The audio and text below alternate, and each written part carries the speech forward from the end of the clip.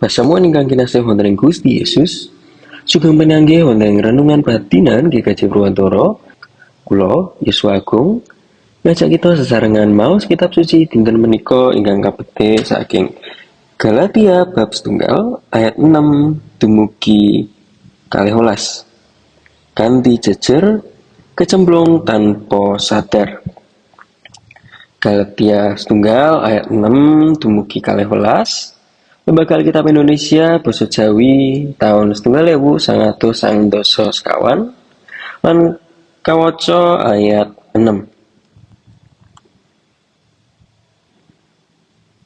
Aku gumun, dene kowe enggal temen padha nyingkur panjenengane kang marga sih rahmate Sang Kristus wus nimbali kowe sarta banjur kelu marang Injil liyane.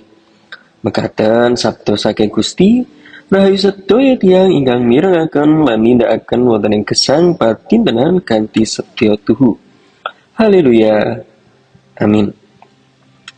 Ing dinten enjing wonten ing Purwantara asring kawitan kanthi swanten alam ingkang prasaja.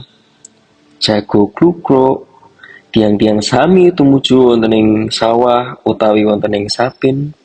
Soho lare-lare sami nyawisaken diri badhe sekolah. Gesang lumampah kanthi prasaja, kebak kasetyan soho pakaryan ingkang awrat. Nanging ing tengahing gesang ingkang kados mekaten, Rasul Paulus paring pangeling-eling ingkang wigati. Iman saged kaselip lan owah tanpa kita raosaken. Pasamuan Galatia sejatosipun boten nilar pasamuan utawi nilar Gusti. Tiang-tiang tasih nindakaken pangibadah, tasih ngucapaken asma Gusti, lan tasih nganggep diri religius. Nanging Paulus ngendika kanthi rasa gumun, panjenengane sami kapenggok saking panjenenganipun ingkang nimbali kanthi sih rahmat Kristus. Tegesipun boten namung owah pemanggih, nanging owah ingkang setyan. Injil ingkang dados pusat gesang boten malih sih rahmat, nanging syarat-syarat sanes ingkang dipun anggep Injil. Pangandikan menika raket sanget kalian gesang kita minangka pasamuan GKJ Purwantara. Gesang ing lemah Wonogiri kebak tantangan, kahanan ekonomi ingkang winates, tetanen ingkang gumantung mangsa, tiang-tiang kathah ingkang nyambut damel tebih saking keluarga. Ing kahanan kados mekaten pasamuan saged tanpa sadar ketarik ngetutaken Injil sanes. Injil ingkang ngukur iman saking rame lan sibukipun peladosan. Injil ingkang ngukur berkah saking kasil lan boten kasilipun usaha. Injil ingkang dadosaken tiyang alit rumangsa boten pantes amargi gesangipun prasaja. Tanpa kita raosaken, pasamuan saged owah saking panggonan panglipur, dados beban enggal kagem umat. Kegiatan pasamuan taksih lumampah, nanging sukacita saya samar. Pangibadah tasih kaleksanan, nanging manah dados abot. Saking Galatia setunggal ayat 6, Paulus ngelingaken kita bilih sejatosipun tansah kawitan saking Gusti Allah ingkang nimbali kanthi sih rahmat. Sanes saking manungsa ingkang kedah muktekaken kasetyanipun piyambak. Wonten tengahing lemah Wonogiri ingkang kadangkala garing, kadangkala teles. Injil paring kabar bilih sih rahmat Gusti tansah rumiyin makarya wonten ing gesang.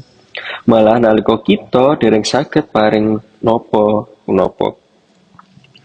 Renungan enjing menika ngajak kita sami paring pitakenan wonten ing manah. Menapa kita tasih gesang saking sih rahmat utawi sampun kesilep dening rasa ajrih lan kewajiban. Yang nomor kalih, menapa pasamuan dados griya ingkang niataken utawi tanpa sadar dados beban kagem diri piyambak. Mugi kita minangka rakyat pasamuan GKJ Purwantara tansah setya dumateng cariyos Injil ingkang sejatos. Gusti Allah ingkang nimbali ngreksa saha ngiyataken pasamuanipun lumampah sesarengan alon-alon nanging setya wonten ing lemah Wonogiri menika. Amin. Monggo kita ndedonga. Gusti Allah ing injing menika kawula sowan kanthi kahanan ingkang sakmestinipun. Mugi kawula dipun luputaken saking Injil ingkang bebani lan dipun wangsulaken dhateng Sih Rahmat Paduka ingkang bebasaken. Mugi Paduka saged nuntun pasamuan Paduka wonten ing GKJ Purwantara supados tansah setya dumateng timbalan saking Paduka. Amin.